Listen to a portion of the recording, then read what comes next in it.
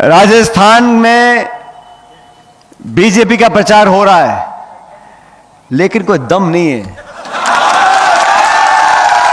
मैं देख रहा था, किसी का मुरझाया हुआ मुंह है, किसी का मुंडा लटका हुआ है, कोई इधर उधर देख रहा है। किसे पता ही नहीं कि भाषण तो मैं दे रहा हूं, 2 रुपए मैं खर्च कर रहा हूं, बाद में मेरी चलेगी नहीं चलेगी, किसके सर पे टोपी धर दी जाए, पता है किसी को नहीं है। तो बीजेपी में जो प्रचार हो रहा है वो ले दे के 2-3 बातों का हो रहा है। हम पूछते हैं, बीजेपी की सरकार केंद्र में है।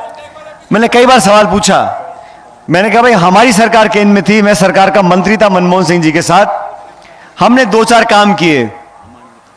अभी गांव में काम चलते हैं, कहीं कहीं कम कहीं ज्यादा, लेकिन नरेगा का काम चलता है। ये कानून बना है, ये कानून किसने बनाया? सोनिया गांधी जी और मनमोहन सिंह जी ने बनाया। मैं उस सरकार का मंत्री था।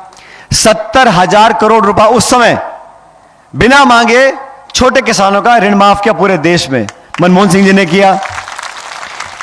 खाद्य सुरक्षा, खाने का एक अधिकार हमारी सरकार लेकर आई। शिक्षा का, पढ़ाई का अधिकार देश में कानून बनाया है, हमारी सरकार ने बनाया। अब 10 साल से ये बीजेपी की सरकार दिल्ली में बैठी है, 10 साल हो गए। इनके काम सुन लो। पहला तो बनाया किसानों के खिलाफ 3 काले कानून। 1.5 साल तक किसान दिल्ली में धरने पे बैठे रहे, सैकड़ों की मौत हो गई, तब जाके हाथ जोड़ के बोला हाँ भाई गलती कर दी, ये काले कानून वापस ले रहे हैं। ये चाहते थे देश की सब मंडियों को बंद कर दो, देश का सारा अनाज का व्यापार चंद लोगों के हाथ में दे दो। अब हम फसल बेचने जाते हैं, कांटा लगता है, सरकार खरीद करती है, हमें भरोसा है फसल की खरीद होगी।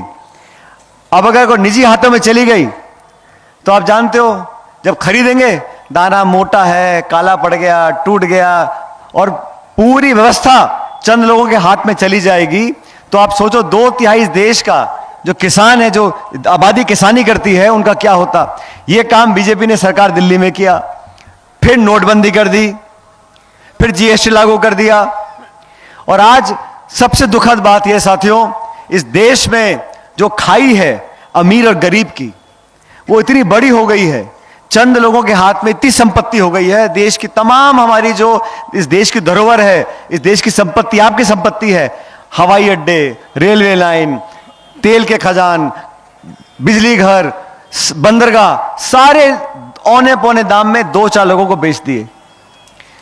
अब सवाल यह है कि जो गरीब इंसान है, अच्छा अभी कहते हैं 80 करोड़ लोगों को सस्ता भोजन देंगे, वो तो रेवड़ी नहीं है। और हम कैसे, अब गरीब डोकरा यहां पे इसको पेंशन देनी है, या किसी बुजुर्ग महिला को पेंशन बांधनी है, छात्रवृत्ति देनी है, या बच्चों को पढ़ाई के लैपटॉप देना है, तो कैसे आप ये फिजूल खर्ची कर रहे हो आप लोग। मतलब आप लाखों करोड़ रुपया चंद उद्योगपतियों का माफ कर दो ऋण, वो तो फिजूल खर्ची नहीं है। लेकिन गरीब परिवार के लोगों को मकान, कुछ पैसा, पढ़ाई के लिए शिक्षा, कुछ छात्रवृत्ति दे दो, तो उनको पीड़ा होती है, उनको परेशानी होती है कि ये सारा पैसा आप गरीबों में क्यों बांट रहे हो। और राहुल गांधी जी ठीक कहा, परसों वो हनुमानगढ़ में थे, उन्होंने कहा भाई हमारी सरकारें आएंगी तो बजाय 2-4-5 लोगों की सेवा करने के, हम 120 करोड़ देश के लोगों को चाहेंगे, संपत्ति आपकी, आप संभालो इसको।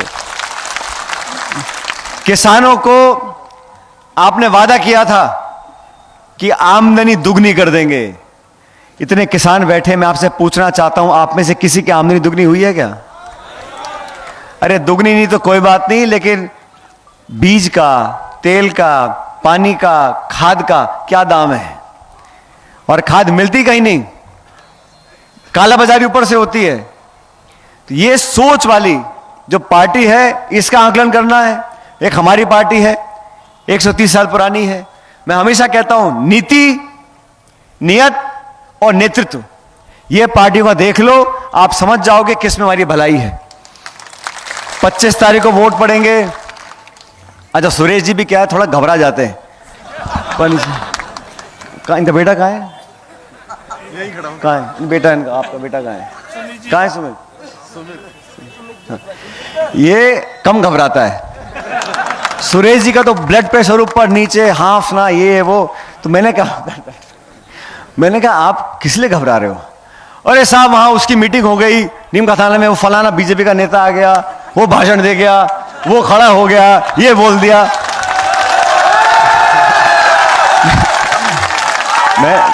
मैं